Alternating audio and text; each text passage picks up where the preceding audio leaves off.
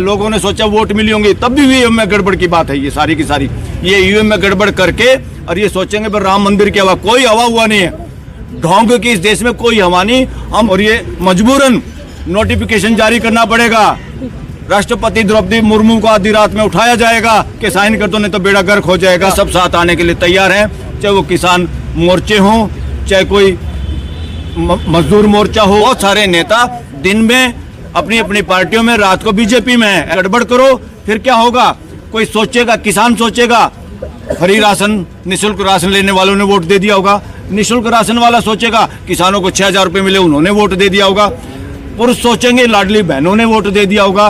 कुछ लोग सोच लेंगे, माहौल जो बनाया जा रहा है यार ये तो राम मंदिर के प्रसाद खाने वालों ने वोट दे दिया। ईवीएम हटाओ संयुक्त मोर्चा इस वक्त जो काम कर रहा है, ये देश की जनता का एक तरह से प्रतिनिधित्व कर रही है। आंदोलन पूरे देश का है, पूरे देश के लोग इस आंदोलन से सहमत हैं। और सरकार इस वक्त किस काम में लग रही है, सरकार को आज जो सत्ता में लोग बैठे हुए हैं उनको स्पष्ट नज़र आ रहा है कि इनकी हार आगामी इलेक्शन में है। ये किसी भी तरह से ईवीएम को हटने नहीं देने की कोशिश में है, जुगाड़ में है। सबसे बड़ा जुगाड़ किया इन्होंने, सुप्रीम कोर्ट के फैसले के बाद जो नया कानून लेके आए चोर दरवाजे से, क्योंकि पार्लियामेंट के अंदर जो लोग थे ज़्यादातर वो मेजोरिटी के जो लोग हैं वो बंधक लोग हैं। एंटी डिफेक्शन लॉ की वजह से कोई बोल नहीं पाता, व्हिप जारी होती है, व्हिप होता है जैसे पशु को सांटा मारा जाता है, चाबुक मारा जाता है। इतना बेहुदा शब्द डेमोक्रेसी में यूज नहीं होना चाहिए था, कैसे यूज हो रहा है ये शब्द। तो उस कानून को पास किया गया। हमारी जो कॉन्स्टिट्यूएंट असेंबली है, देश का संविधान जिन हमारे फोरफादर्स जिन लोगों ने बनाया है, उसमें स्पष्ट तौर पे इस मुद्दे पे बात हुई और डॉक्टर अंबेडकर ने उसमें स्पष्ट सभी सदस्यों को किया था कि देश में इलेक्शन पूरे फ्री एंड फेयर होने चाहिए और इलेक्शन कमीशन को बनाने वाले जो लोग होंगे वो सरकारी नहीं होने चाहिए, यानी एग्जीक्यूटिव से नहीं होने चाहिए। एग्जीक्यूटिव का क्या मतलब है? पॉलिटिकल एग्जीक्यूटिव, जो चुने हुए नेता, जो चाहे प्रधानमंत्री हो चाहे मंत्री हो, कुछ भी हो, इन लोगों का कोई उसमें हाथ नहीं होना चाहिए। और इन्होंने बदमाशी करके 2 आदमी तो खुद ही हो गए, एक तीसरा अपोजिशन का हो गया।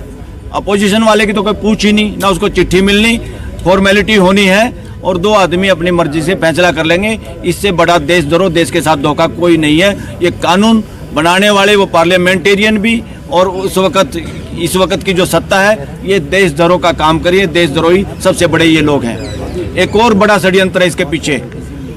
जितनी भी वेलफेयर स्कीम है वो आर्थिक समानता के लिए नहीं हो रही है, ना आर्थिक न्याय के लिए हो रही है और ना कोई पॉलिटिकल न्याय के लिए काम हो रहा है।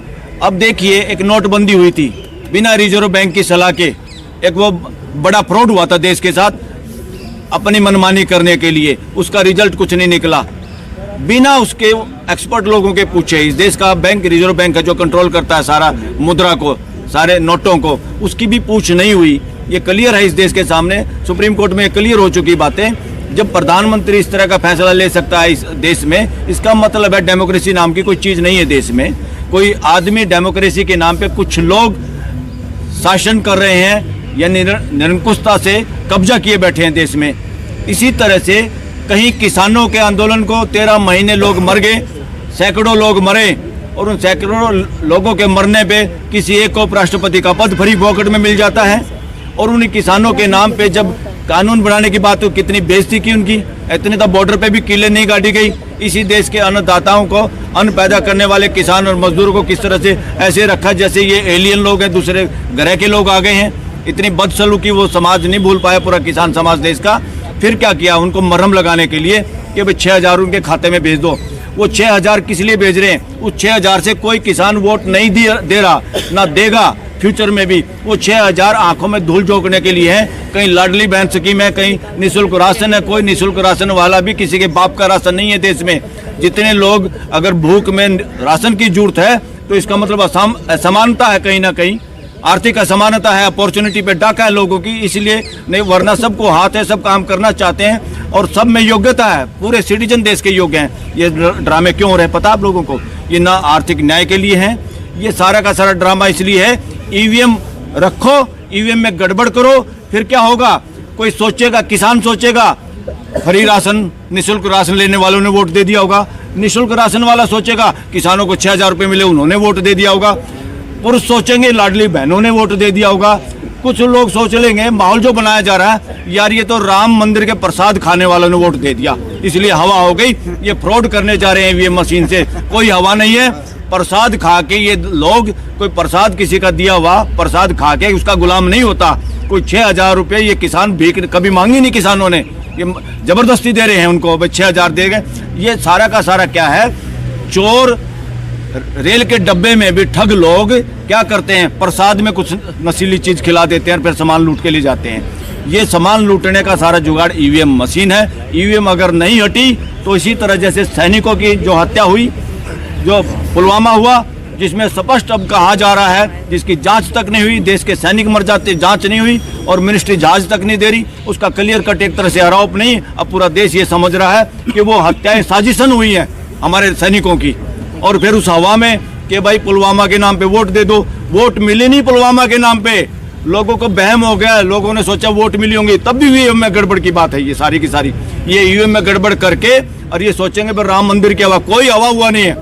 ढोंग की इस देश में कोई हवा नहीं। हम सब लोग कहीं ना कहीं किसी न किसी कर्म कांड में हिस्सा लेते हैं, आस्था रखते हैं, मगर आस्था हमें गुलाम नहीं बनाती, ना हम किसी की गुलामी करते, ना हमने करी। और किसी राम के कहने पे हम जिंदा लोगों के हालात देख के वोट करेंगे या किसी पुराने बुजुर्ग के नाम पे, कथा कहानियों के किसी बुजुर्ग के नाम पे, उसके नाम पे वोट करेंगे? कौन इतना मूर्ख है? कोई नहीं है। ये सारा का सारा ढोंग हो रहा है ईवीएम के जरिए गड़बड़ करने के लिए, ताकि लोग नपुंसक हो जाएं, बोल ना पाएं। और नेता तो ज्यादातर नपुंसक हैं। जो नेता किसी न किसी रूप में छोटे मोटे भ्रष्टाचार में शामिल हैं, ईडी और इनकम टैक्स से डर जाते हैं। आज छापा गेरो, अगले दिन स्टेटमेंट कुछ और देने लग जाते हैं, चुप हो जाते हैं। बहुत सारे नेता दिन में अपनी अपनी पार्टियों में, रात को बीजेपी में है। ऐसे नेताओं से पूरे देश की जनता को हम आह्वान रिक्वेस्ट करते हैं, बचना फ्यूचर में, वो चाहे किसी भी पार्टी में हो।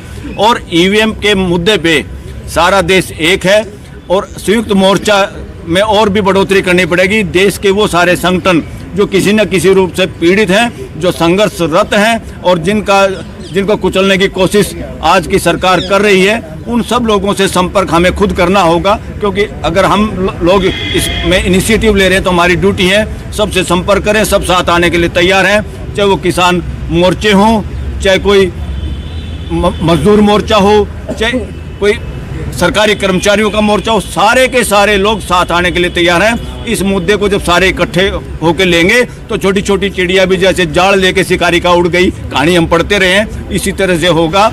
और ये मजबूरन नोटिफिकेशन जारी करना पड़ेगा।